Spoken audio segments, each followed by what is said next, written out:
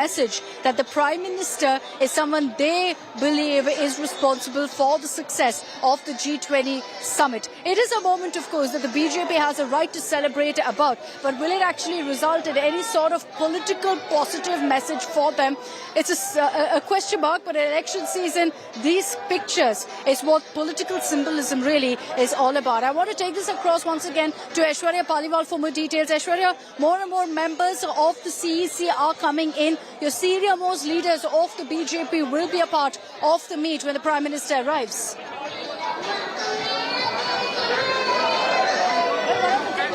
That will come out from today's CEC, and from what we understand, Madhya Pradesh will be the focus today. They will make sure that, they have already given out the list of 39 candidates.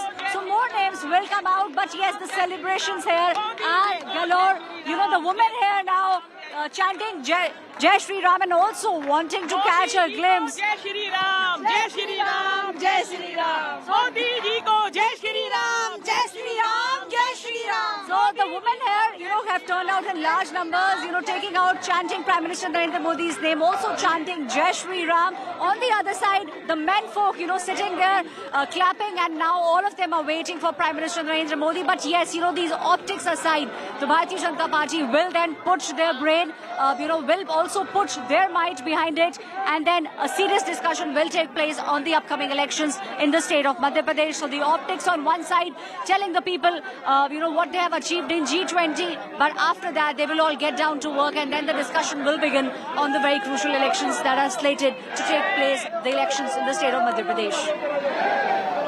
Okay. Let me also bring in Paulami Saha on this broadcast. She's joining us from another point here at the BJP headquarters. Paulami, good evening. There's a lot of focus on what's going to happen now. We'll have the Prime Minister walking in, greeting all the BJP workers. Is there going to be an address? Is he going to be speaking on the success of the G20 Summit, Paulami?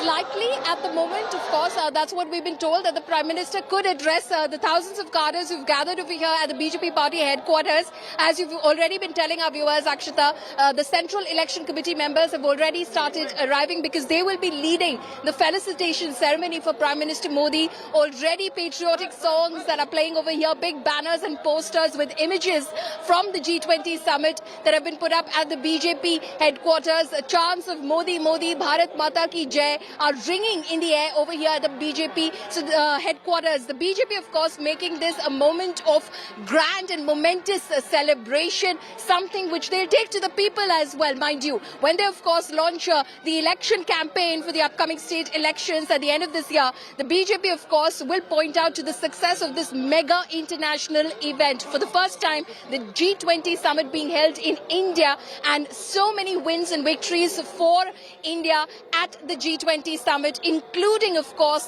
the inclusion of the African Union as a permanent member of the G20, the New Delhi Leaders Declaration, and then, of course, the India, Middle East, Europe corridor as well, the connectivity corridor, which is again a huge success for India, because this is India's answer, Akshita, to China's Belt and Road.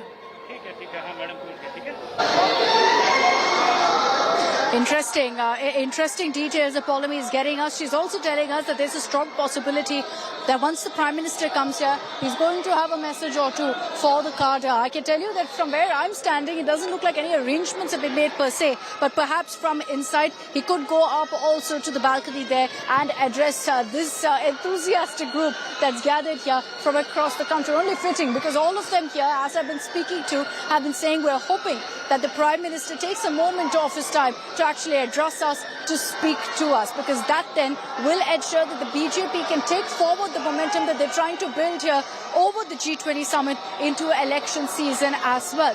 Now, there's been a lot of talk, and as we focus on the G20 Summit, the fallout and the controversies that have broken out, there's been a lot of questions about how much the G20 Summit actually cost us. We saw Delhi being completely transformed, being spruced up, the iconic, beautiful Bharat Mandapam, of course, and there were claims doing the rounds, like the likes of Member of Parliament Saket Gokhale claiming that it cost 4,100 crores. So we on India Today decided to deep dive into the numbers, and our anti-fake news war room, our Affa news site, came up with a detailed report of what is the truth, how much was spent actually on the G20 summit. Take a look at this report.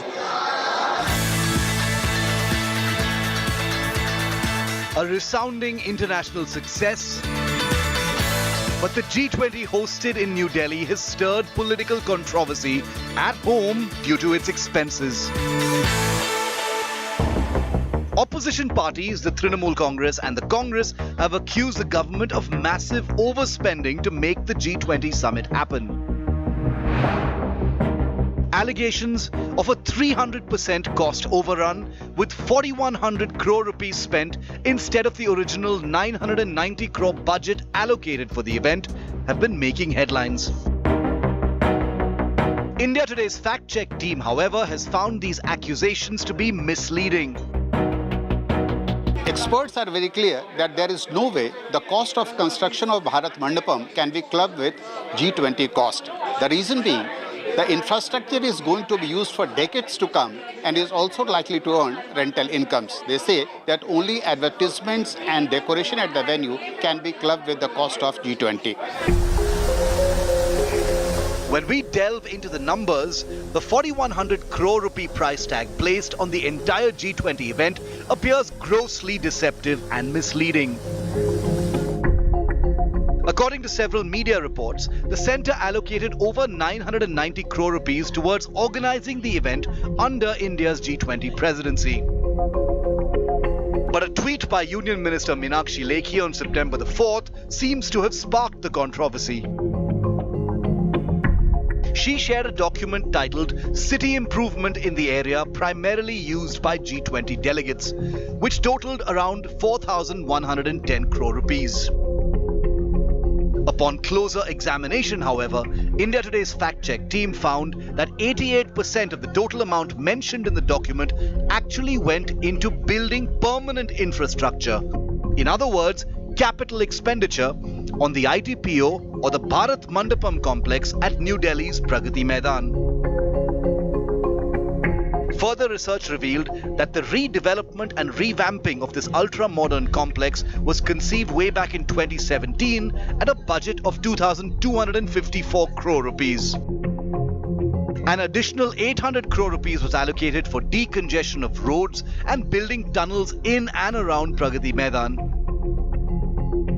Experts argue that it's misleading to include the cost of permanent structures like Bharat Mandapam in the G20 Summit event expenses, especially when such complexes will be utilized for many years and decades to come.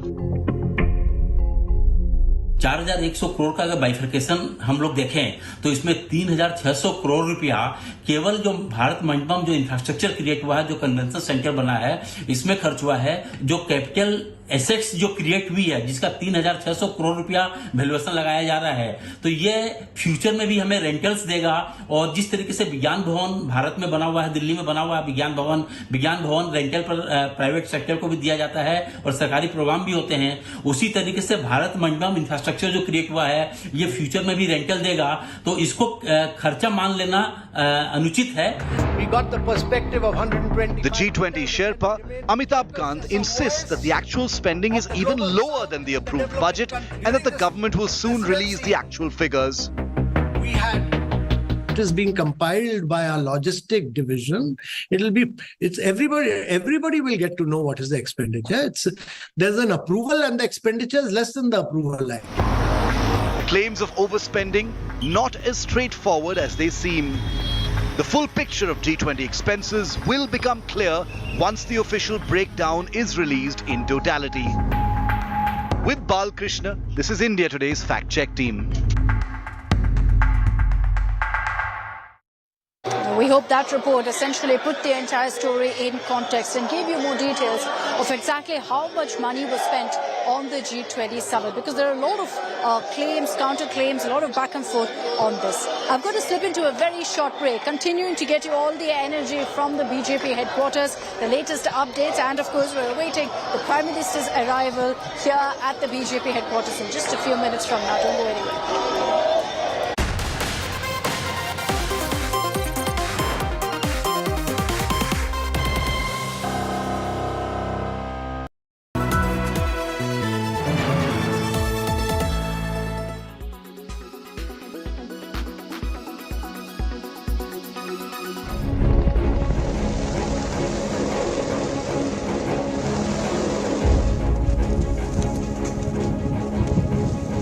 bolstering offensive capabilities against an aggressive China, India embarks on a monumental endeavour.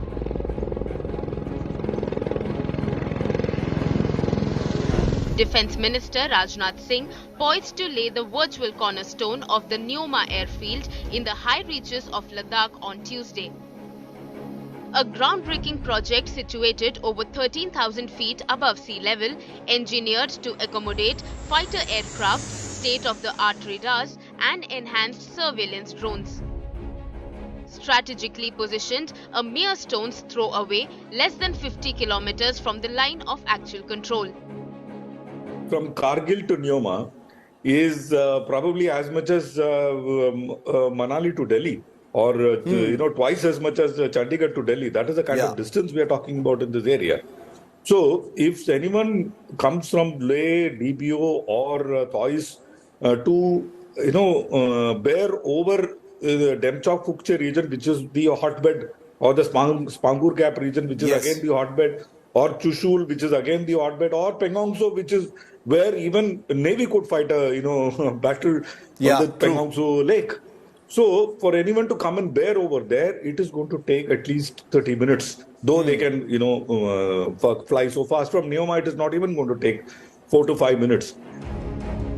The third of its kind in Ladakh, Neoma joins Leh and Thois as an indispensable part of India's defence infrastructure. Reflecting on the peak of tensions during the 2020 Galwan incident, India's commitment to strengthening its military presence in this unforgiving landscape remains unwavering. This is a response to what China has been doing in the last 3 years. Several air bases have sprung up in Aksai Chin. Many of their old air bases were revamped in this time period.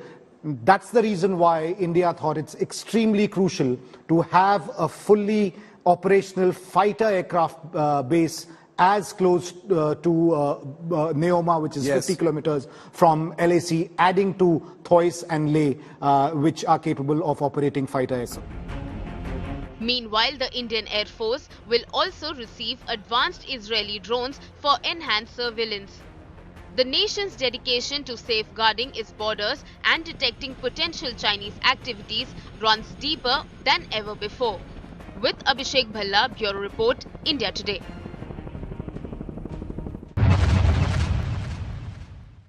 These are the best and most capable iPhones we've ever made. Apple CEO Tim Cook and executives at the company unveiled its latest devices in a recorded presentation Tuesday. The new lineup includes the iPhone 15 and 15 Pro, which has a titanium case and a faster chip. The 15 starts at $799, while the 15 Pro starts at $999. Apple chose not to raise prices during a tough period globally for smartphone sales. Both the Pro and other iPhone 15 models will have a brighter display and a 48-megapixel camera, as well as 100% recycled cobalt in their batteries. The new product announcements come amid lingering economic uncertainty, especially in China, Apple's third-largest market. It faces challenges there from expanded restrictions on using its iPhones in government offices, and the first new flagship phone in several years from Huawei Technologies. The announcements largely met expectations, and Apple's shares were down nearly 2% after the first hour of the event. Apple also showed off a new Series 9 watch with a feature called Double Tap, where users tap their thumb and finger together twice without touching the watch in order to perform tasks like answering a phone call. Here's Apple Chief Operating Officer Jeff Williams. It uses a machine learning algorithm to detect the unique signature of tiny movements and changes in blood flow when your hand and fingers perform a double tap. Cook also said Apple is on track to ship its Vision Pro mixed reality headset early next year.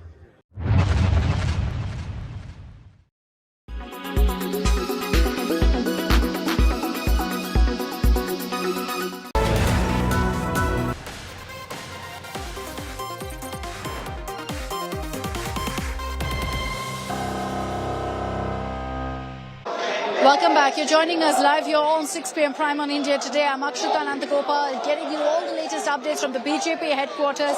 We're tracking all the latest coming in here as a sea of BJP supporters, BJP workers have gathered here. You can hear the music all around me. There are chants of Modi, Modi ringing in the air, and any moment now, we're expecting the Prime Minister here. Members of the CEC have already gathered. There is a meeting that's scheduled to happen soon after the Prime Minister makes his way through here, greeting all the BJP cadre who've gathered. All of them here to congratulate the Prime Minister on the success of the G20 Summit. And I'd like to bring in Aishwarya Paliwal as well as Poulomi Saha on this broadcast. Poulomi, the messaging from the BJP here is very, very clear. They want to reap the political benefits, the political dividend from a successful G20 Summit, essentially ensure that the summit's success is directly linked to the Prime Minister.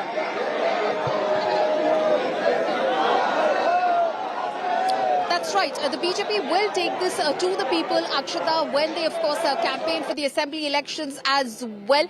They're only celebrating it right now. Over here, the BJP headquarters and a cabinet resolution earlier this morning, which commended the Prime Minister on the success of the G20, but trust the Bharatiya Janata Party to take this to the people as well. The Prime Minister is already, of course, passing on his appreciation and thanks to every personnel who were involved in, of course, making this summit a success. He did a victory lap of sorts at the International Media Center at the Bharat Mandapam on the culmination of the G20 Summit, where he, of course, met with the media, both national and international. And then, of course, he met with the staff and volunteers who were at the Bharat Mandapam for 2 days straight, making this a grand success. And now he will be hosting 450 Delhi police personnel over dinner, again, who were deployed at the G20 Summit and on G20 duty across the city, and will in fact pass on his appreciation. But trust the Bharatiya Janata Party to make this a big issue in terms of taking it to the people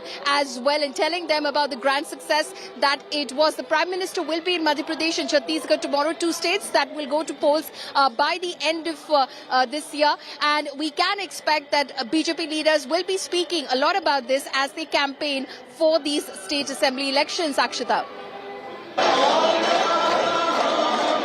You know, the sense you get when you speak to a lot of people here, and I'm sure Aishwarya can also vouch for this, when you speak to a lot of people here, Aishwarya, they don't really understand, the significance of the G20 Summit or what the Delhi Declaration is, what we mean, by consensus at a time of global conflict. None of that is something that they can actually really understand. But this is how the BJP, by this kind of big bang, congratulatory success events, is ensuring that the message reaches every Indian out there. Whether they understand or no, they understand that now there's this image of Vishwaguru. There's this image of the Prime Minister being hailed by world leaders, and that's how they're making it connect with every single Indian out there.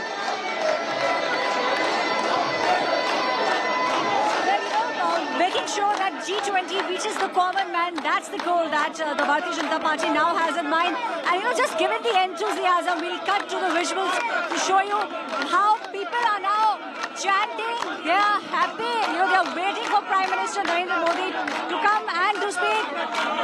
आप लोग मोदी जी का इंतजार कर रहे हैं? मोदी जी का इंतजार कर रहे हैं? जी, मोदी जी का इंतजार। मोदी जी आएंगे? मोदी जी का स्वागत है, स्वागत। जी, राम राम। आप लोग सब स्वागत के लिए आए मोदी जी के, पहले कभी मिले? मोदी जी के स्वागत में हम लोग यहाँ हैं, और जब तक मोदी जी नहीं आते तब तक हम ऐसे करते रहेंगे। आप लोगों को लगता है कि मोदी जी ने जो G20 में काम किया है, उससे विश्व के अंदर जो हिंदुस्तान का नाम है वो और ऊपर बढ़ा है? विश्व के अंदर भारत का झंडा लहराया है, और सनातन संस्कृति का झंडा पूरे विश्व के अंदर लहराएगा। तो Sanatan also now, Akshata, coming in, and the Ram Nam chants is something that one can see here at the BJP headquarters. Now Sanatan, of course, Akshata, has been surrounded by a lot of sentences, a lot of statements coming out from other leaders. But yes, making sure that this is an amalgamation of all the topics is what the BJP is now doing, and all of them are now waiting for Prime Minister Narendra Modi to arrive at the BJP headquarters. And essentially, they've kicked off campaigning for the upcoming elections for 2024 as well, with these kind of events in the national capital, with rallies that are being held in other parts as well, where they're focusing on ISRO's achievement, they're focusing on the G20 Summit, all of this together to say, look, how India has progressed under Prime Minister Modi. That's the message they're trying to put forth. Paulami and Aishwarya, thanks very much for joining us. As I wrap up this edition of 6 p.m. Prime, promise to get you those updates that come in as the Prime Minister is expected here. There's obviously been a delay because we were told he'll be here at 6 in the evening, but we're being told that the next 15 minutes or so, he could turn up here at the BJP headquarters for the CEC meet, and rest assured, we'll get you those updates. This is Akshrita Nandagopal signing off from the BJP headquarters in the national capital.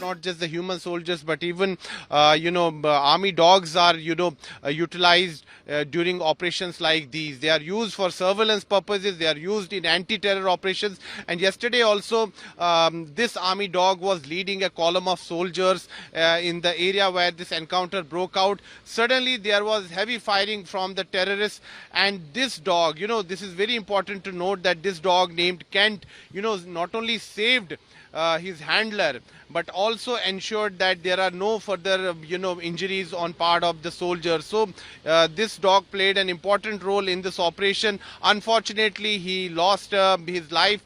This dog made the supreme sacrifice, and in the line of duty. And Indian Army is paying glowing tributes to this dog, which belongs to 21 Army unit.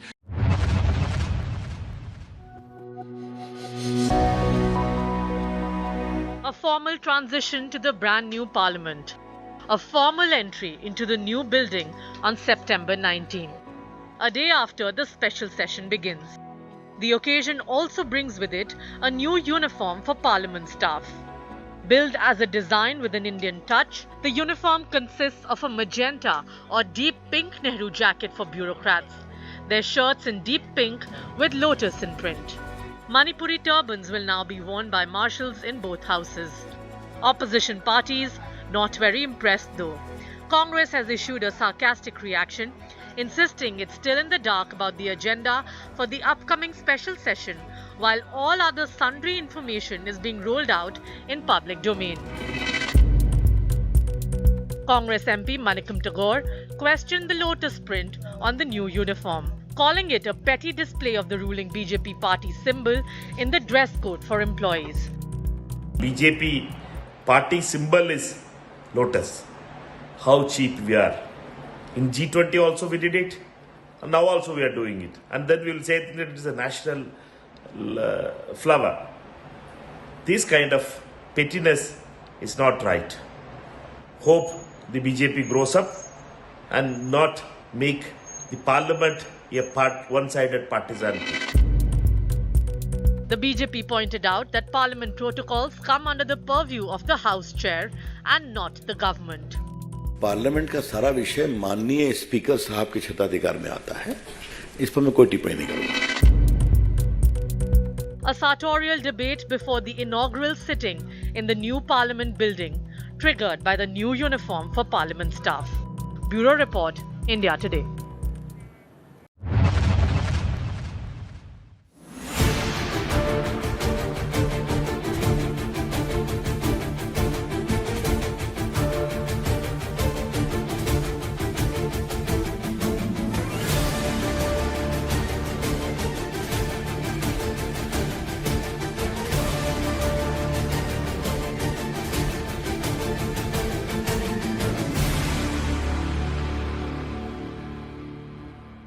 Weather forecast now.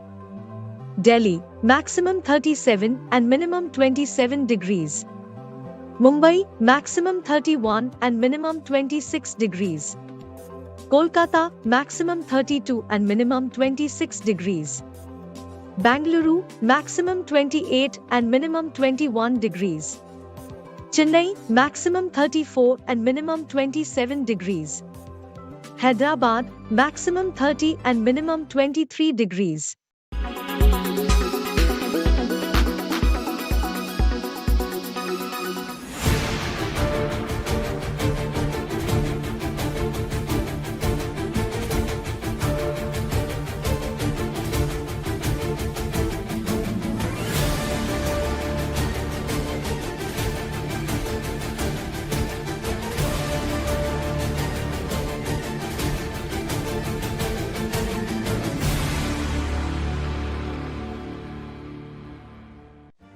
Make your media plan smarter with India Today Live TV on your connected devices.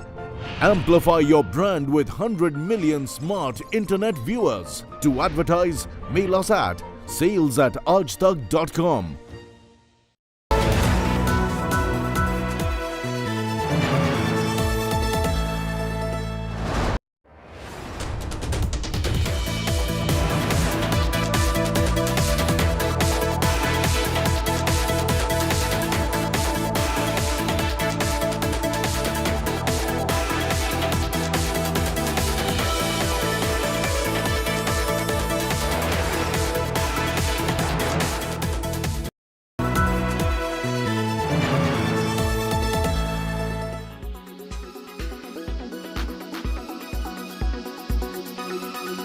Sanatan Dharma face-off is back. Udayanidhi's talent doubles down on the Sanatan Dharma jibe.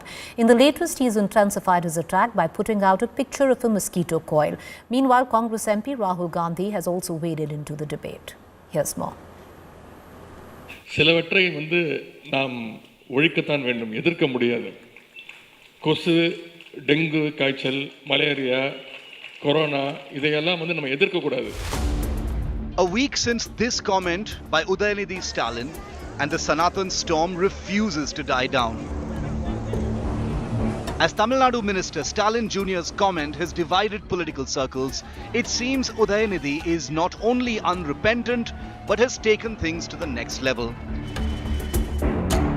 The Chief Minister's son posted this picture of a mosquito coil with no caption, but the picture speaks clearly and in volumes of his message that he stands by his dengue malaria attack on Sanatan Dharma.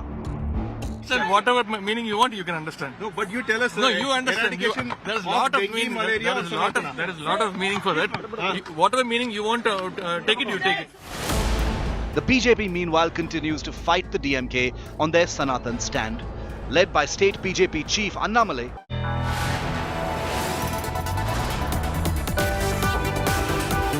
you are watching India Today.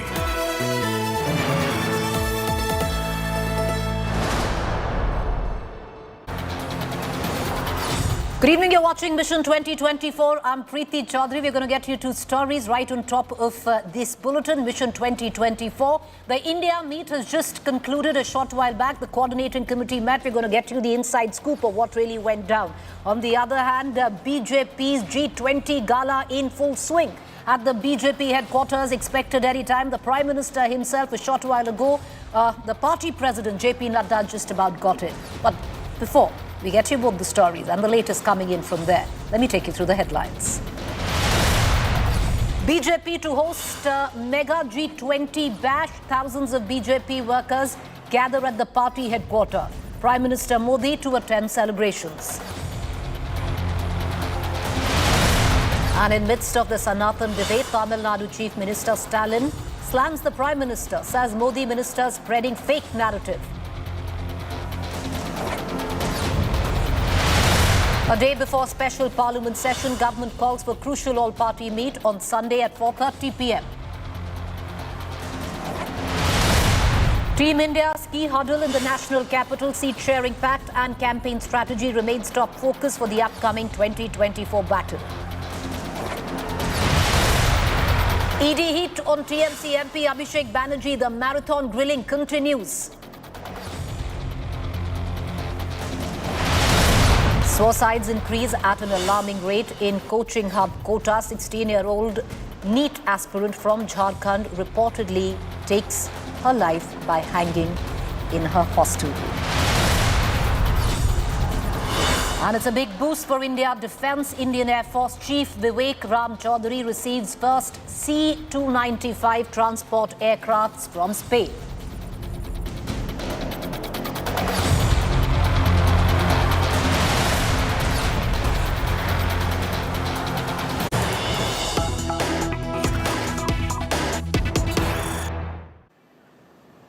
All right, let's take you right now. The latest coming in from the India coordination meet, which had met. The committee had met at Sharad Pawar's residence. Team India coordination panel meeting is concluded. Seat sharing will be decided soon, is what is coming in out of the meeting. seat sharing to be decided at state level. Interesting. Seat level will be decided state by state and by regional parties as such.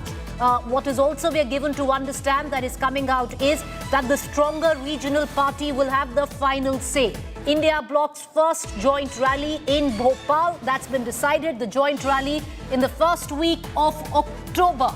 All of this been decided in the coordination committee. Mind you, when India Alliance had met in Mumbai, at that point of time, 5 committees were set up. The most crucial of it all was the coordination committee.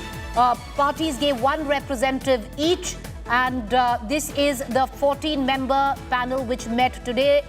Let's cut across right now to my colleague Amit Bhardwaj, who spoke to Raghav Chadha, who attended this meeting on behalf of the Aam Aadmi Party.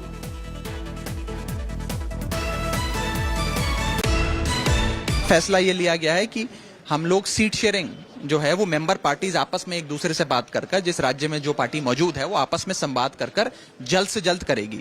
इस काम में कोई विलंब ना हो, कोई देरी ना हो, जल्द किया जाए. एक ये सहमति. दूसरा ये कि हम लोग भोपाल में एक ज्वाइंट रैली करेंगे. ज्वाइंट रैली पे तमाम पार्टियां मौजूद रहेंगी और उसमें महंगाई, बेरोजगारी और भ्रष्टाचार का मुद्दा अक्टूबर के पहले हफ्ते में किया जाएगा. और महंगाई, बेरोजगारी और भ्रष्टाचार जो भाजपा की सरकार ने देश भर में फैलाया हुआ है, उसके खिलाफ आवाज बुलंद करेंगे.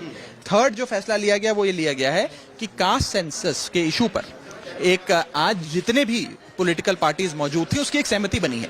उसके बारे में हमने आज आपको इत्तला भी किया है. और चौथा और महत्वपूर्ण फैसला कि कुछ ऐसे एंकर जिनकी सूची हमारे मीडिया सब ग्रुप ने बनाई थी, उनको बैन करने की सिफारिश दी थी, उस सिफारिश को आज कोऑर्डिनेशन समिति ने हरी झंडी दिखाई और बैन किया जाए. तो सेंट्रल लेवल पे ना होकर डिसेंट्रलाइज तरीके से शेयरिंग होगी. डिसेंट्रलाइज वो देखिए, बहुत राज्य हैं जहां सेंट्रलाइज्ड होगी, बहुत राज्य हैं जहां डिसेंट्रलाइज्ड होगी. हर राज्य का अपना एक अलग राजनीतिक रंग है. जो तमिलनाडु में और महाराष्ट्र में फॉर्मूला लगेगा वो शायद बंगाल, पंजाब, दिल्ली, हरियाणा, गुजरात में ना लगे. हर राज्य का अपना एक अलग चुनावी और इलेक्टोरल रंग है, एक अलग पॉलिटिकल लैंडस्केप है. उसके अनुसार तय करेंगे और परिवार की तरह बैठकर तय करेंगे. देखिए, आज हमारे अलायंस से भाजपा इतना घबरा गई है, डर गई है. From the coordination committee meet, it's the first meeting after Mumbai where the alliance met. The coordination committee meeting just concluded at Sharad Pawar's residence. What have been the biggest takeaways? I'm going to cut across first to Moshmi, my colleague who's been on the ground, and then for a larger analysis, we're also going to be joined by Sahil Joshi, my colleague who's going to join us from the Delhi studio this time. Moshmi, coming to you, take us through the big takeaways that have been given the green signal. A joint statement by the 12-member panel has just been released.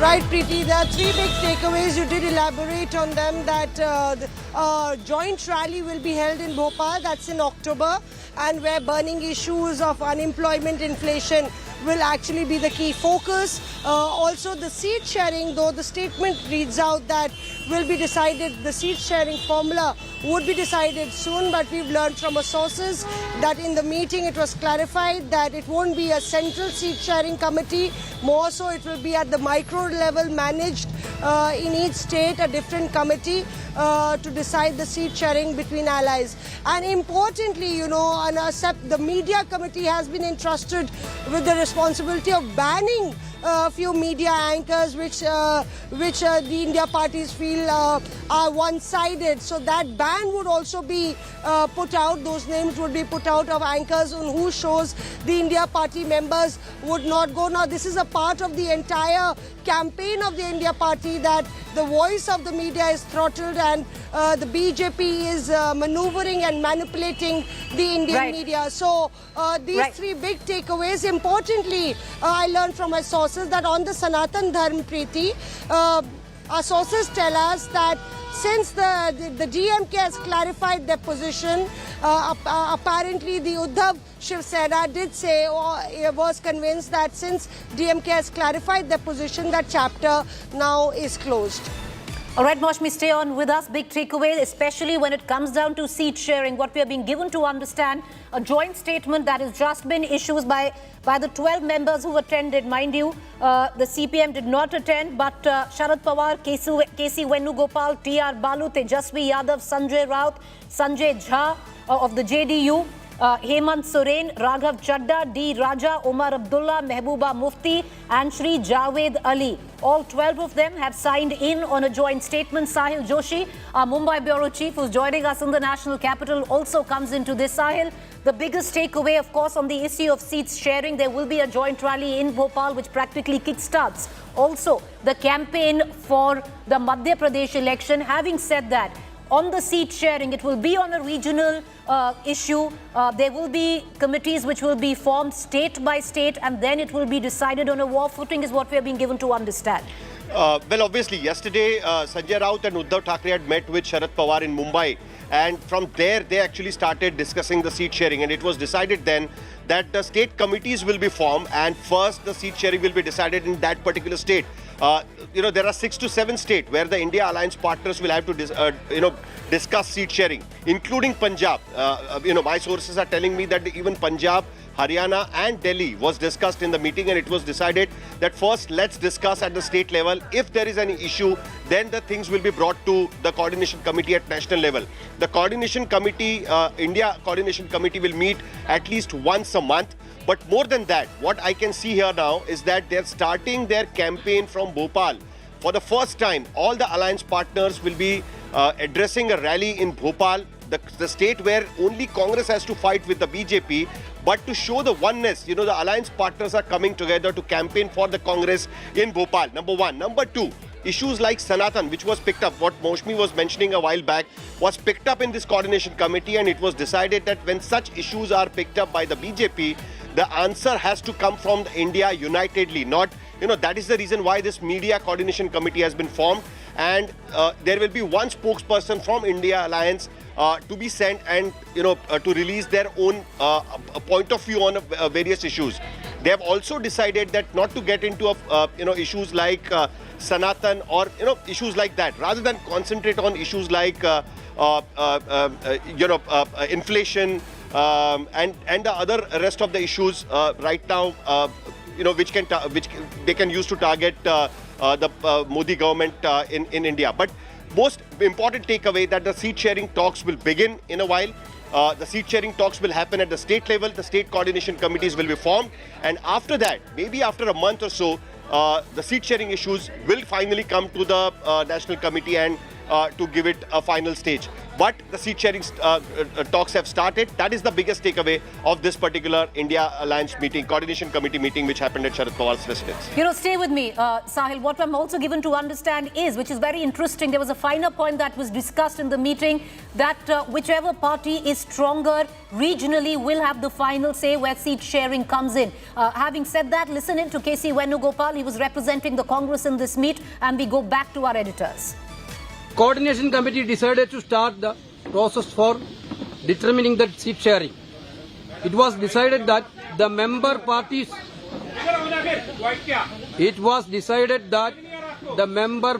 will hold the talks and decide at the earliest.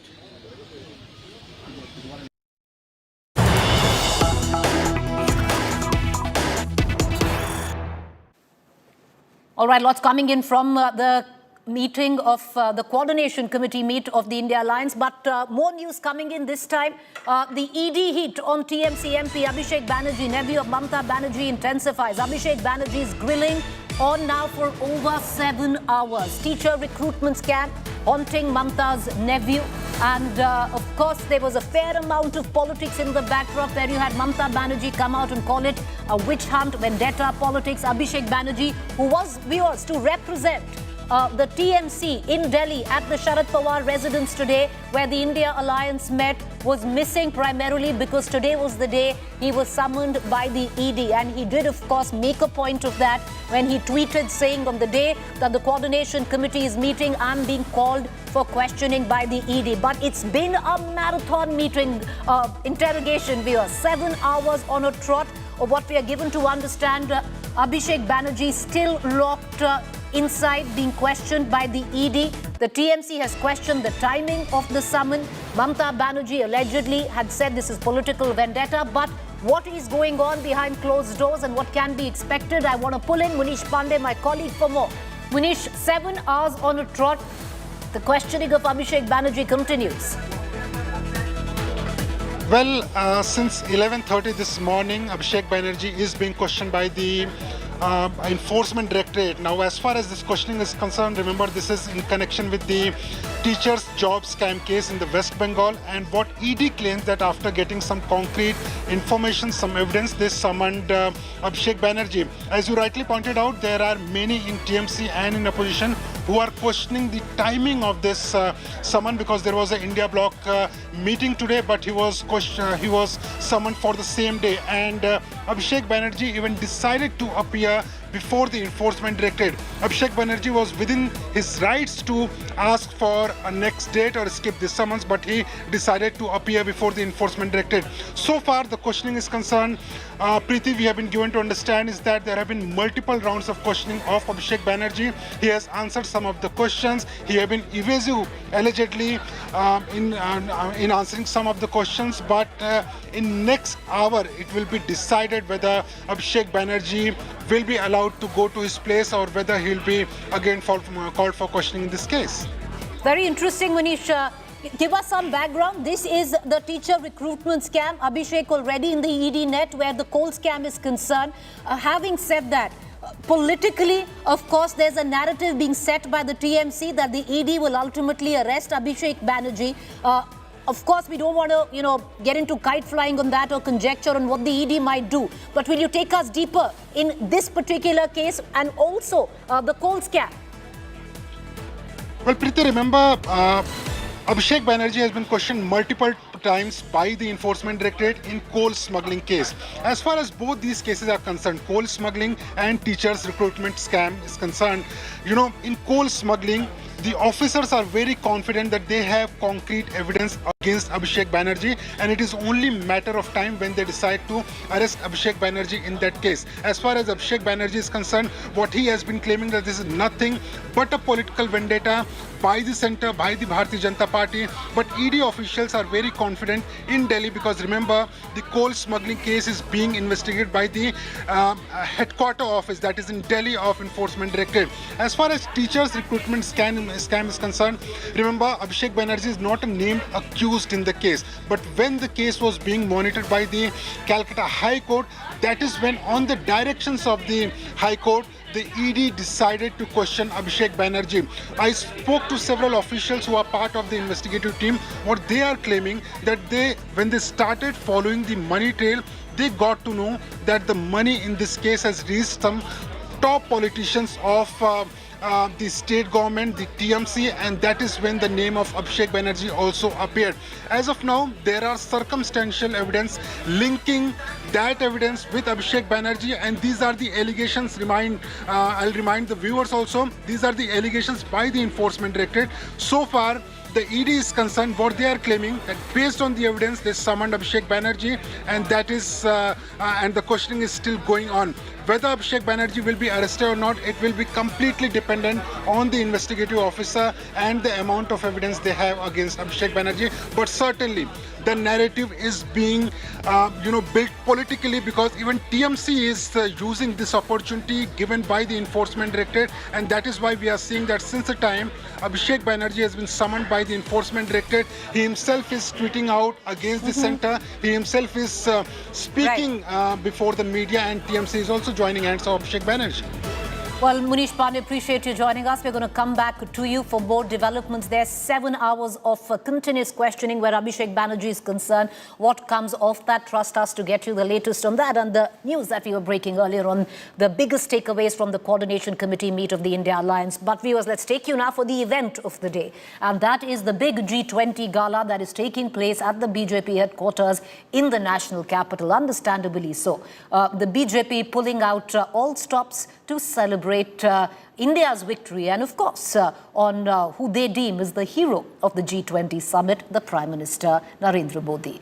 BJP all set to throw the grand G20 victory bash at its headquarters. You see that on your television screen a short while back on the left-hand side. JP Nadda, our party president, welcomed by cadre that has come from across the country in attendance for this celebration. The BJP office has seen a flurry of activity, and workers have planned this grand welcome for the last 2 days for Prime Minister Modi, who's expecting to arrive any time right now, what we're hearing at the BJP headquarters. Now, other than meeting BJP workers, Prime Minister Modi will host 450 Delhi police personnel for the dinner. Mind you, the entire security apparatus in terms of the multi-layer security for the delegates was a Herculean task and was executed like clockwork when it came down to the Delhi police. Moreover, the BJP cadre are celebrating the success in a big way to highlight the wins that India scored in two-day summit and the fact that it managed to achieve a global consensus on the Delhi Declaration. Now, this is something which is being seen as a diplomatic win. All right, let's cut across right now immediately. All of this, of course, is also leading up viewers to the 17th of September. That's Prime Minister Modi's birthday. Having said that, I want to take you now directly to the BJP headquarters. That frame that you see is coming in from there. And if you see, the cadre completely wrapped in attention and waiting with fervor. Understandably, they're waiting for the Prime Minister's cavalcade to pull in any time. A short while ago, JP Nadda, the party president, came in. Cutting across right now, Polumi Saha, who's joining us with the latest, as well as my colleague Akshita. Polumi, take us through when is the Prime Minister expected? JP Nadda coming in. Clearly, and understandably, a victory gala of sorts thrown by the BJP for who they deem is the hero of the G20 Summit, Prime Minister Modi. That's right. This is, of course, the BJP's big victory bash, if you may, after the success of the G20 Summit. I'll ask my camera person, Amit, to, of course, show you the pictures of the BJP leaders who are waiting, of course, to welcome Prime Minister Modi, as are the cadres, of course. These are Delhi BJP MPs who've gathered over here. We're still waiting for the arrival of the Union Home Minister, and after that, Preeti, the Prime Minister will be arriving over here. And all members of the Central Election Committee who've actually gathered for a work meeting here at the Bharatiya Janata Party headquarters, because they're likely to finalize the second list for the Madhya Pradesh Assembly elections. They're going to be present over here. They're already here at the BJP headquarters, and they're going to, in fact, be part of the felicitation party, in fact, which will be felicitating Prime Minister Modi. The mood over here, very upbeat and very exuberant. The cadres waiting here for many hours now to welcome Prime Minister Modi. And in a short while from now, Prime Minister Modi will be here to acknowledge, of course, their congratulatory messages, patriotic songs playing, chants and slogans being raised over here. And we're expecting now that the Home Minister will stay on those images, Preeti, of course, as you speak to our colleagues as well, because on your screens right now, from where I'm standing right now, we're expecting the Home Minister to arrive, and shortly after that, Preeti, the Prime Minister. Well, we're going to come right back to you, Polumi, and of course, a big diplomatic win for the country. Understandably, the BJP wanting to celebrate, and why not? Because there is politics attached. It's an election year. We are going into a 5-state election by year end, and then, of course, general elections in the next 8 months from now. It is a big victory where the Bharatiya Janata Party is concerned as well, and something they'd want to celebrate and also politically extract as much mileage from it as well. And there's nothing quite wrong in doing so, because it's a big, huge diplomatic victory for the country. Meanwhile, I want to cut across from Polumi to my colleague Akshita, and then we'll go across to Aishwarya. Akshita, cadre from across the country gathered to celebrate this big, massive G20 bash at the BJP headquarters. That's right, Preeti. It's a really hot, humid Wednesday evening. It hasn't stopped. Scores of BJP workers are coming together. You can hear all the music around me. There's lots of dance, song all around. And the Prime Minister is expected here any moment. This is what the BJP does best, right? The G20 Summit, such a successful one. Half the people I spoke to, Preeti, when I was speaking to them about the G20 Summit, they don't know about the Delhi Declaration. They don't know about regulation of cryptocurrency, any of the big bang economic takeaways of the successful G20 Summit. And yet you have the BJP ensuring that the message of a successful G20 Summit permeates through to every layer of Indian society. How are they doing that? They're essentially putting out these massive posters hailing the success of the G20 Summit, saying, look, the world is watching. I'm just coming in, Akshita. The reason I do so is, I apologize for interrupting you. The Home Minister is also there. It's classic BJP playbook. At first, always you see the party president who comes in, JP Nadda, followed by the Home Minister being escorted inside, and the next will be the Prime Minister. Those visuals coming in from the party headquarters. Many times we've seen these celebrations take place at the BJP headquarters. This time, of course, the big diplomatic win scripted in Delhi, where the Delhi Declaration was adopted, and these visuals coming in of the Home Minister. Very soon, you will see the Prime Minister also come in. Will the Prime Minister speak? Aishwarya, I'm coming right back to Akshata. I'm coming right back to you. Aishwarya, are we expecting speeches today?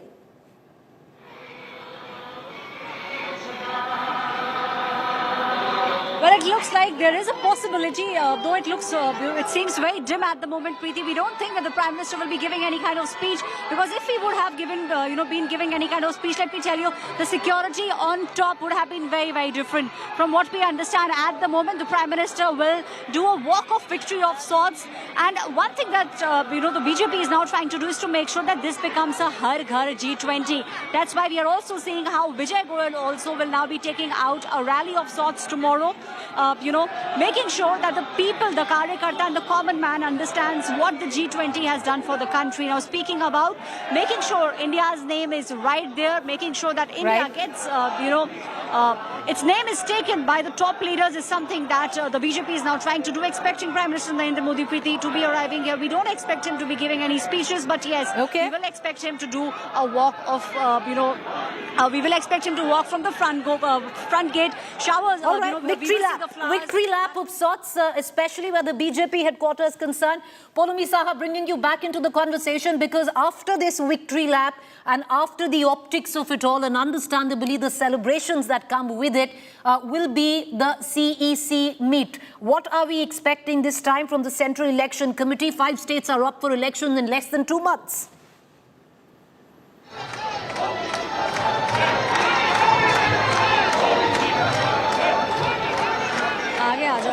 Poulomi, can you hear me? All right, we're having a bit of a problem. Is that question for me?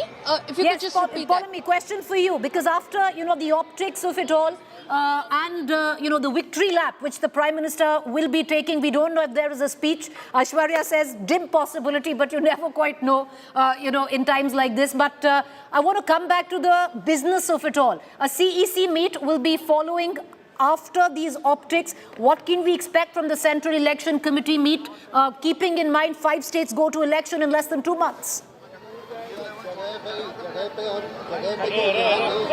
Well, Preeti, the focus of the Central Election Committee's meeting later today, later this evening, after the Prime Minister arrives over here and acknowledges, of course, the appreciation and the congratulatory messages of the party leaders and cadres. In fact, the meeting will focus on the Madhya Pradesh Assembly elections. Already, the first list of, party candidates is out. The BJP is focusing on, in fact, weak seats where the party, has not done very well. It has categorized all of the seats, Preeti, into A, B, C and D category, where it basically decides on D being, seats that they've never won, C being seats where they've won a couple of times, B, again, they lost just the last time round, and A, of course, win seats as far as the BJP is concerned. So their focus is on C and D at the moment, and they want to get that list out as soon as possible. They've got the first list out already. They want to get the second list out because the BJP has hit the ground running. Remember that the dates haven't been announced for the assembly elections yet, and it's very unusual. I've spoken to many BJP leaders. They can't recollect the last time the BJP had come out with a candidate list even before the election dates had been announced. So the BJP is meaning serious business this time round, does realize that it faces a very stiff challenge from the Congress on the ground in Madhya Pradesh, and hence has already pushed the first list out and is expected to, after this meeting today of the CEC, the Central Election Committee of the BJP, push the second list out as well, Preeti. All right, stay with me. Back to Akshata. It's very interesting, because it's a dynamic play of what is going on right now at the BJP headquarters. It's been a huge win for India, where the diplomatic win is concerned of what went down. And understandably, the BJP, which is an election machine of sorts, a juggernaut, will want to keep the momentum on. And this is also what they do best. And why not? It's an election year. You've got to make every opportunity count, and they are doing exactly that. Because from the world stage, it's now moved to the BJP headquarters from a diplomatic win. The BJP would want to convert it into an electoral win where they take this message of India, in Amitabh Kant's word, maybe not a Vishwa Guru, but a Vishwa Mitra, all the way down, percolating to the citizens and the voters of this country. And 5 states are up for election in less than a month and a half. A CEC meeting will be following the optics that you see there. Are we looking at speeches right now? Indications suggest no, but when it comes down to the Prime Minister or when it comes down to events such as this, you can't really say no for sure. So we are going to keep a keen eye on all developments. I want to bring in Akshita, who's been speaking with a lot of workers that have come in from across the country. And Akshita, like you pointed out, many of them don't understand the jargon of diplomacy on what really the Delhi declaration meant. What they do get is that it's been a big win, and it's also invigorated the cadre of the BJP, pushing them to surge ahead, especially with now the focus on a 5-state election coming in the winter. Very true, Preeti. And you see this narrative right now about, the Prime Minister, about the Modi government making this G20 summit a success. You didn't hear of any of this before the G20. At that point, the focus of the government was to ensure its success, to build consensus. It's post that now they're seeing and reaping political dividends really from the G20 summit. For that matter, even with ISRO's achievement with Chandrayaan 3, it was exactly the same narrative. A lot of posters here not just refer to the G20 summit, they also refer to ISRO's success. All of this, issues essentially of national interest, Preeti, is something that the BJP has always milked for political dividends, for political brownie points. And that's exactly what you're seeing at play here as well. You're right in saying that, this isn't about just a message to the electorate. This isn't just about a show of strength. But you see the BJP cadre gathered here. There are people who've come from Jammu and Kashmir. There are people who've come from the south. They've all gathered here because this is an event that was planned much ahead to ensure the message is sent across to the BJP cadre to send out all possible signals on the G20 summit on ISRO's success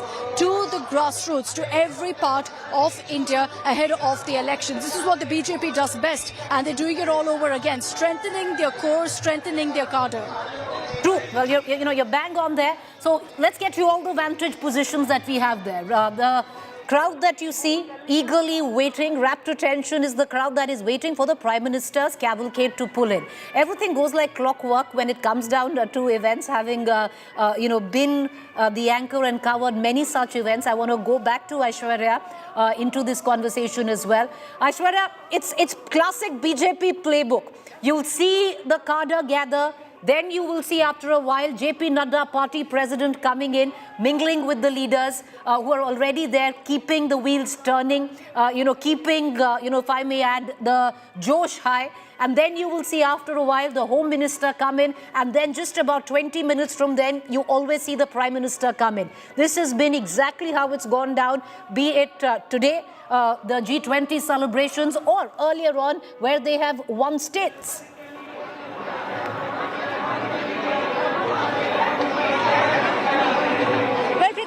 The celebrations are galore, and this is a true Bharatiya Janata Party style. We are seeing how people are now gathering in large numbers, and they have been here for more than 2 hours, Preeti. But still waiting for Prime Minister Narendra Modi. The kind of sloganeering that you are seeing here, the anticipation is high. Most of the people now are wanting to get, the sloganeering, Modi ji ka swagat hai, all of them just waiting for Prime Minister Narendra Modi to be arriving here any moment now. All of them, they don't understand, most of them at least don't understand what exactly the G20 is. But yes, what the BJP is trying to do is to make sure that through these karyakartas, the common man gets to know what exactly India has achieved through the G20 Summit. All right, so that is Aishwarya, who's joining us from the cadre that has come in from across the country. What's going on inside? What's the inner workings of it? Because like I said, BJP is also an election machine, and they will not let, and you know, that's a political party. Their business is to win elections, and why should they let every political opportunity pass? And G20 of the India shining moment where the G20 is concerned and the diplomatic win will very soon, be taken in and translated possibly into an electoral push, especially where the cadre is concerned. So these optics will definitely tie into that polemic. And then, of course, the work where the CEC comes in with what you were touching upon, Madhya Pradesh, Rajasthan, Chhattisgarh, Telangana, elections, Mizoram, elections where, some of them is going to be a tightrope walk for the BJP. They need every push that they can at this point of time.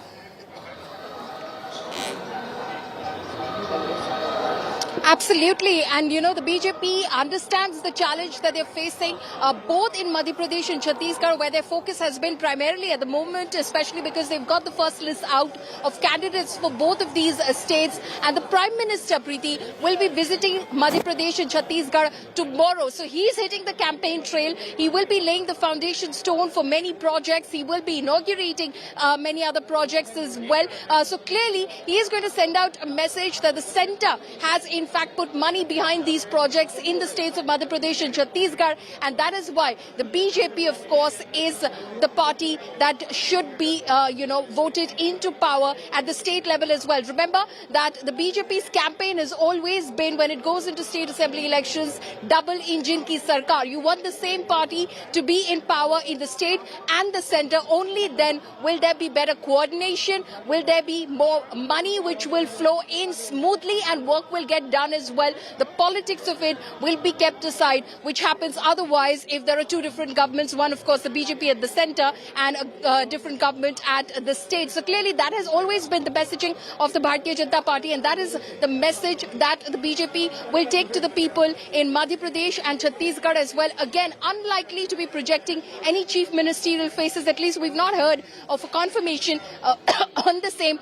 but we do know that Shivraj Singh Chauhan, for instance, has been working really hard on the ground in order to ensure that, the BJP, of course, wins the Madhya Pradesh Assembly elections against the stiff challenge that the Congress poses. And then, of course, the BJP picks him again to become a chief minister. So Shivraj Singh Chauhan, again, is putting much money behind various projects, that he's announcing, money that he's putting directly in the bank account of women and girls as well, various schemes.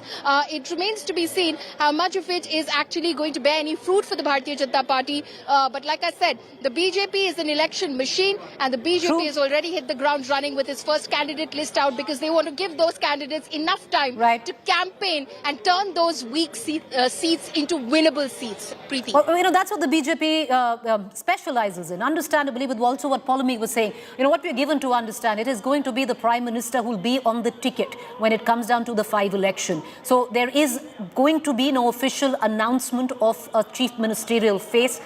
You don't know how it will percolate or be interpreted in states like Rajasthan, Chhattisgarh, or even Madhya Pradesh. Madhya Pradesh, I believe, is, Polami can weigh in on that when I come back to her, on Amit Shah taking full charge of Madhya Pradesh seat distribution and the factionalism which is going in. All right, let's go full frame. You have the cavalcade of the Prime Minister.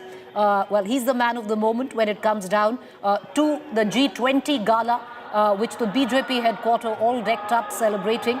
And the tempo, understandably high. And then, of course, he's the one who's going to be chairing the CEC meet where the Bharatiya Janata Party is concerned, the Central Election Committee meet, and there's lots to discuss, because still now, if it was global diplomacy, now it's going to come down to hard politicking and electioneering.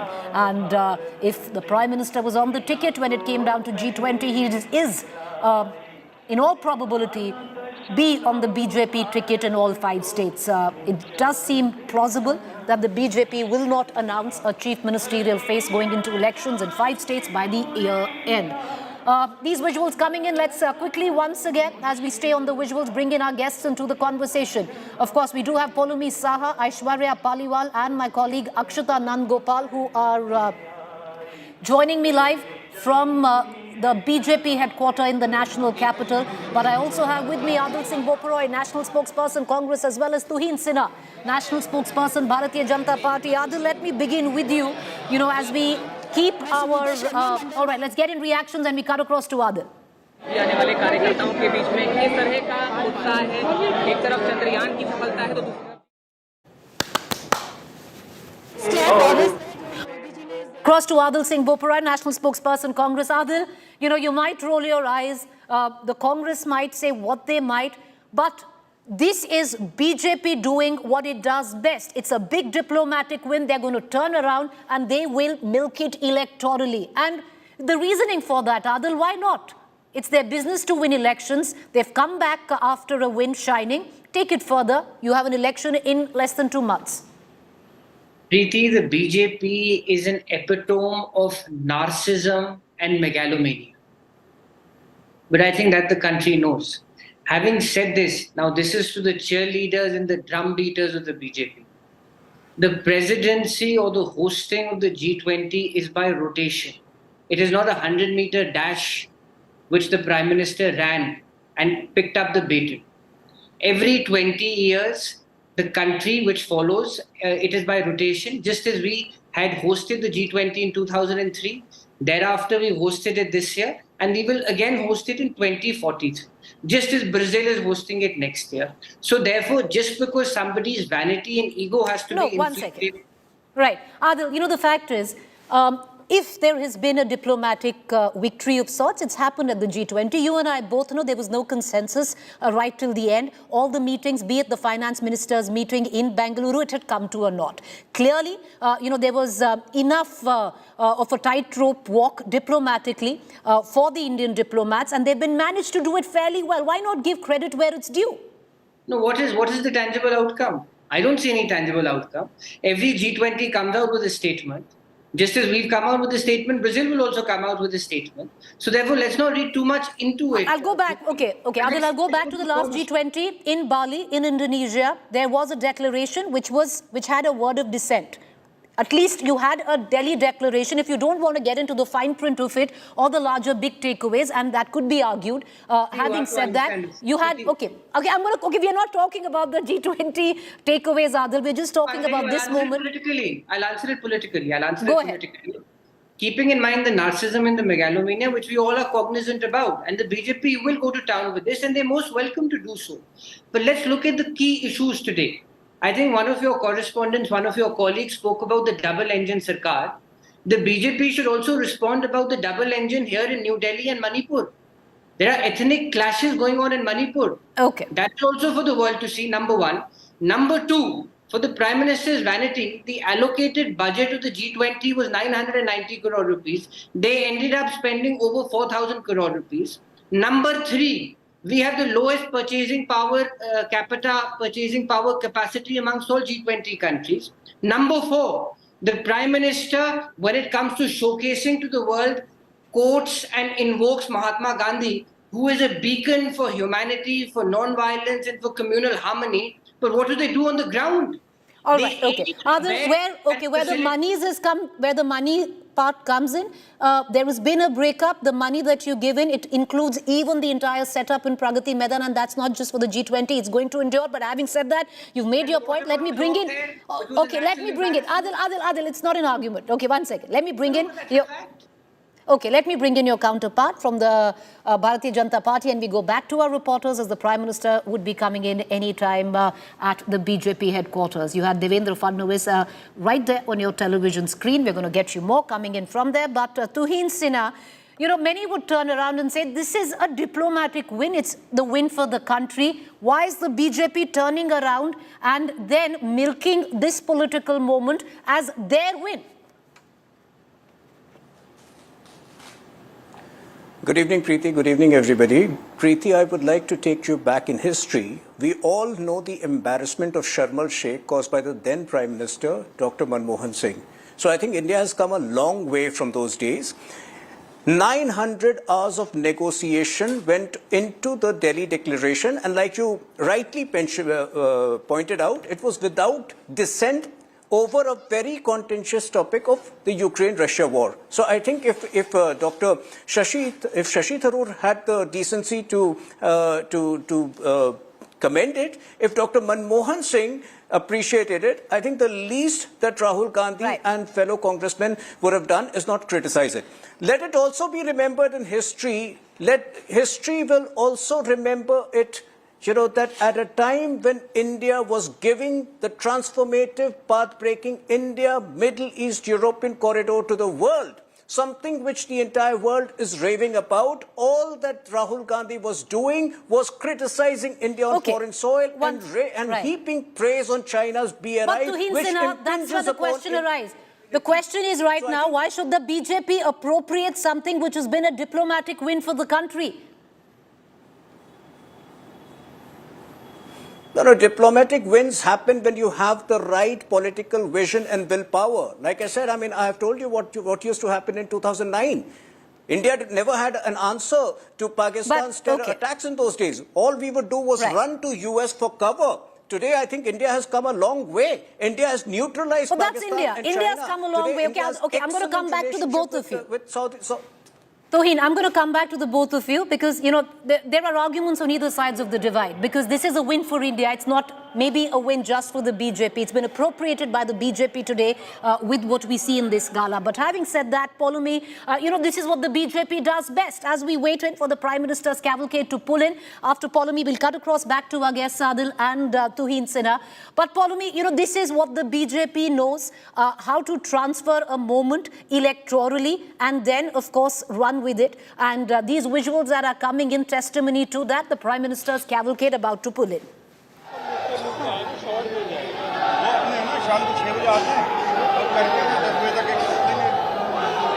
Polumi, can you hear me?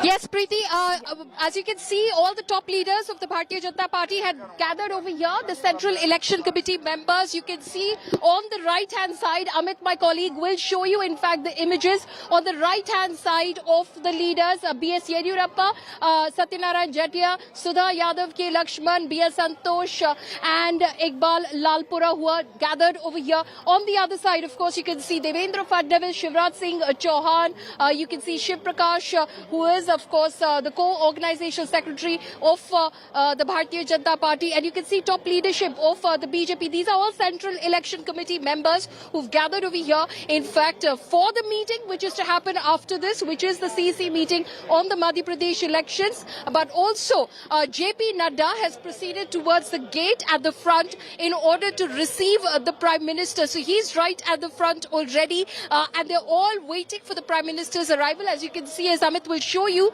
the gate has been kept open. So any moment now, Preeti, we're expecting Prime Minister Modi to arrive over here at the BJP headquarters. Amit Shah, as you can see on your screens right now, Rajnath Singh, who have also joined the other CEC members. They, of course, are members of the CEC as well. So they've joined the other members of the Central Election Committee as well in order to welcome Prime Minister Modi. All of them waiting in a queue to welcome Prime Minister Modi and receive him and congratulate him. JP Nadda, who is, of course, the BJP president, has headed towards the front. Well, with a rose in hand, all of them waiting for the Prime Minister. Anytime now, the cavalcade is going to pull in. We're going to keep coming back to that. Adil Bopra, I'll come back to you for about 20 seconds. How are you going to, where your alliance is concerned, or even your political party going into a 5-state election where the BJP is going to come shining off the win of G20, Adil? Preeti, bluster and hype cannot win all the time. Even though the BJP is adept in bluster and hype and showmanship, the fact is the real issues of India are what matters. Issues of unemployment, issues of price rise, issues of hate and rising violence in society. Having said this, watching your program and watching watching the images coming from the BJP head office, I am reminded of trappings of one leader, of the supreme leader, as if India is just one leader and as if India started post 2014. This is not the case. India is of 1.4 billion Indians. This was money spent out of the government of India. But the fact is, Adil, we can get into a lot of debate of what might be. But the sheer fact is, the Prime Minister is a popular leader. He was on the ticket when it came down to the G20, and he's on the ticket when it comes down to the 5 elections coming in. All right, the cavalcade pulling in, Tuhin Sinha. It does seem right after that would be the CEC meeting. And one understanding that we are getting in 5 state elections in less than a month and a half from now, and it would be the Prime Minister. You will not declare a chief ministerial face in any probability.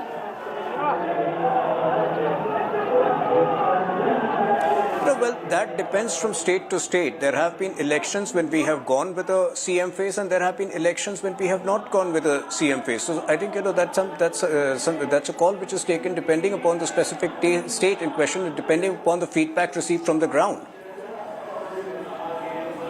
All right. Okay, that's Tuhin Sinha. So there you have it, the Prime Minister waving out to the cadre and the crowds that have gathered here. His car bedecked with the marigold shower of flower petals there. Him making his way inside. Polomi Saha, Akshita Nandgopal and Aishwarya still with us. Akshita, if you can hear me, take us through the latest. All right, we don't have Akshita. JP Nadda welcoming the Prime Minister with a bouquet of flowers. Over to you, Polomi. Take us through these visuals. That's right, Preeti. The Prime Minister has now just entered the BJP headquarters. He, in fact, for a brief moment...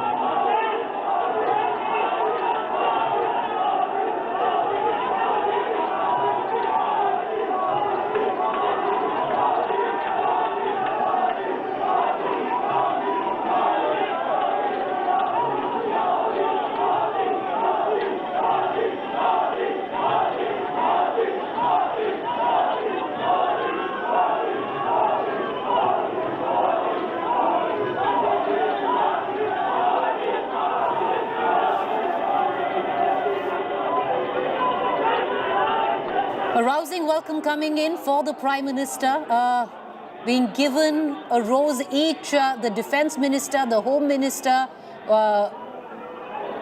all the other leaders there that is coming, and BSY, Yadurappa, you have Lalpura, all of them giving a rose to the Prime Minister there, being escorted by the party president, waving out to the crowds. Of course, you have Shivraj Singh Chauhan, he's going into election, Devendra Fadnavis, Deputy CM Maharashtra, and the other leaders all lining up in a queue, all of them given a rose to give to the Prime Minister for scripting a spectacular win at the G20 Summit, or at least, getting together a consensus and big takeaways where it comes down to being one of the architects of bringing in the African Union where the G20 is concerned.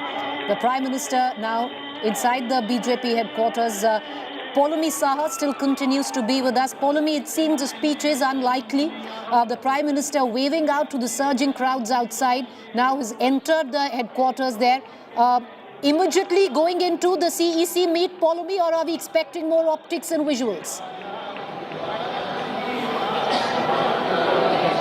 It seems like he's headed in for the CEC meeting over there.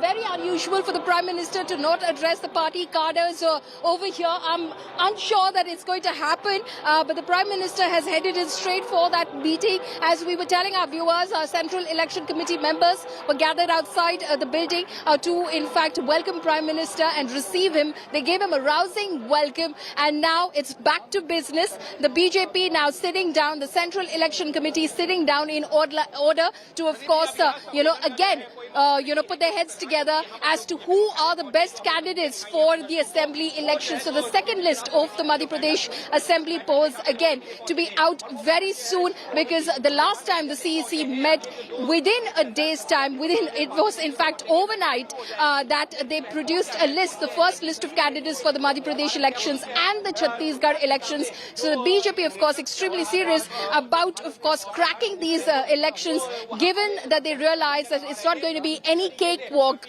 both in Madhya Pradesh and Chhattisgarh. The kind of challenge that the Congress party is posing to the Bharatiya Janata Party, the ruling BJP in Madhya Pradesh, and of course Bhupesh Baghel hoping to retain power in Chhattisgarh. Well, you're bang on. Unusual where it comes down to these visuals there. My colleague Poulomi reporting, usually you see a little bit more in terms of maybe an impromptu speech, a short speech where the cadre, which has come from across the country, is concerned. But you saw that burst of celebrations where the Prime Minister was offered a rose, and we're going to play those visuals out as he came in by the cabinet there, and then, of course, by members of the CEC. And from there on, he goes immediately inside and then into the hall where the CEC is going to take place. So, Aishwarya, you were right there. In all probability, we are not expecting any speeches tonight. दुनिया भर में जो संदेश गया है वो भारत का नाम का गया जी any kind of speech by the Prime Minister Narendra Modi, but yes, one thing that is true is that the Bharatiya Janata Party has made sure that the cadre now, the Karyakarta, they actually know what G20 is about, because then this will have a domino impact. These Karyakartas will then make sure that this becomes a Har Ghar G20. They will be telling the common man the good that will come out of this very successful G20 that was held in the national capital over the last 4 days. So those were the things that the cadre will now make sure that they go to every household and tell the people what has happened. No speeches expected from the Prime Minister. The Prime Minister has gone inside, Preeti. From what we understand at the moment, straight away he will go and he will be entering the CEC, which at the moment will be focused on the state of Madhya Pradesh. 39 candidates. The first list for MP is already out. And the next one, in all probability, would be finalized by the end of that CEC. Because what we're going to do, it seems the cadre now already dispersing. That was a quick burst of optics there. The Prime Minister coming in, being feted by ministers, top party leadership, given a rose each by the CEC members as well as the cabinet ministers, and from here on he's going to be locked in that meeting, because where it came down to being on the global stage where diplomacy was concerned, that job is now done. Now it's going to take and harness that energy generated into the election machinery of the Bharatiya Janata Party, and their task is cut out where the BJP is concerned. 5 states up for election, and the CEC now locked in a meeting with the Prime Minister chairing it. With these visuals, I'm going to go in for a quick break. Appreciate our reporters for joining us as well. Thank you for our guests. Apologies, we had to only come in for 2 very quick reactions. But slipping into a break with these visuals, up next, taking it further, the conversation, Rahul Kanwal coming up next.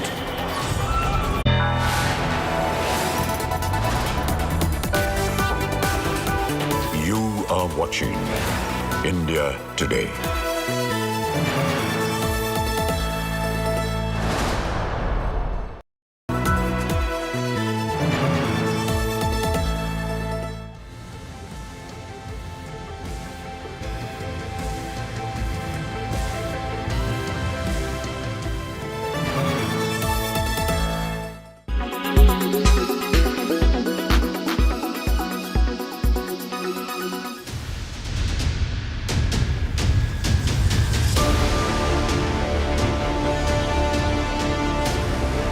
is all well in Chinese President Xi Jinping's government. There is rising alarm with China's Defense Minister Li Shangfu missing for the past 14 days. Li Shangfu was last seen in public on August 29 when he addressed the China-Africa Forum in Beijing, according to media reports. There is no official word from Beijing on the whereabouts of the Chinese Defense Minister, but there is some chatter on Chinese social media about action being taken against the Defense Minister in connection with corruption-related investigations. In a country like China, which is so centrally controlled, all this could lead to a great deal of instability, and that would be worrisome not only for the people in China itself, but also its neighbors, keeping in view the expansionist policies that China has been following with respect to the territory of its neighbors, as also in the South China Sea.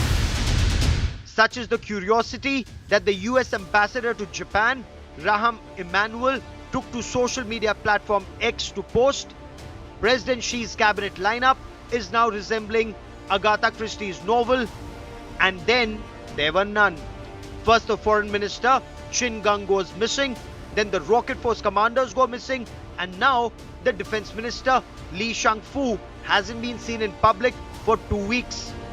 Who's going to win this unemployment race? China's youth or Xi's cabinet? Hashtag mystery in Beijing building. The developments are being closely monitored, not just in China's neighborhood, but across the world.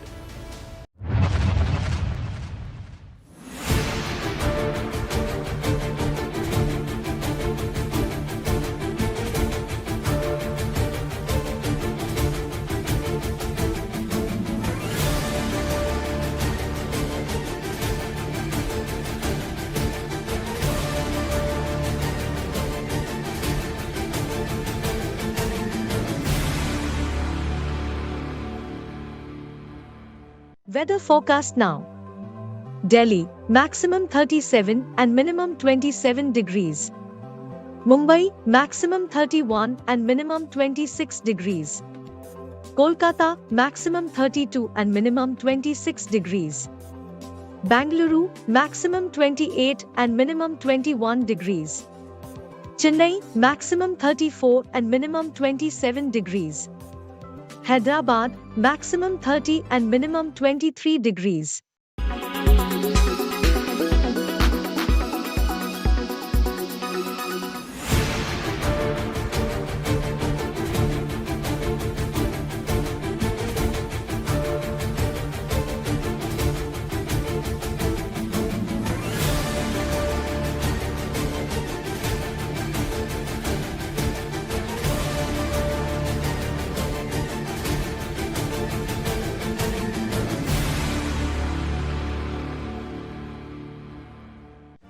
Make your media plan smarter with India Today Live TV on your connected devices.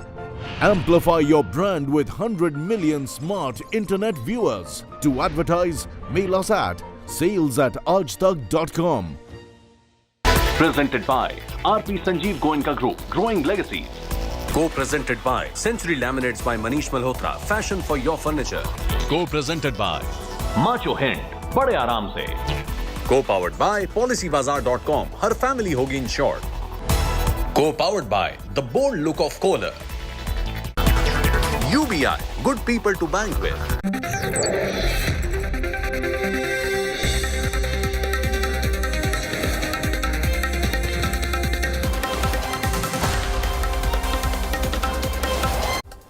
Hello and welcome. Will the India-Mid East-Europe Economic Corridor serve as a counter to China's BRI? Is this a revival of the ancient spice route to counter Xi Jinping's revival of the Silk Route? Is this in some ways a boats and rail initiative to take on the Belt and Road Initiative? That big international conversation which is creating a lot of chatter, not just in India, the Middle East and Europe, the US, but elsewhere, coming up on the News Track tonight. Historic India-Middle East EU corridor.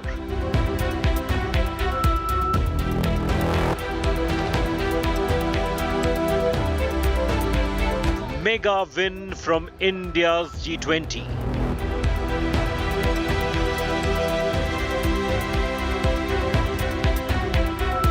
This project puts China on notice.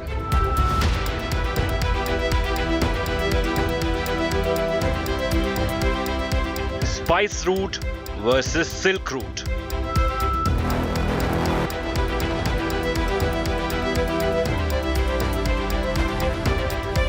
Port and rail versus belt and road.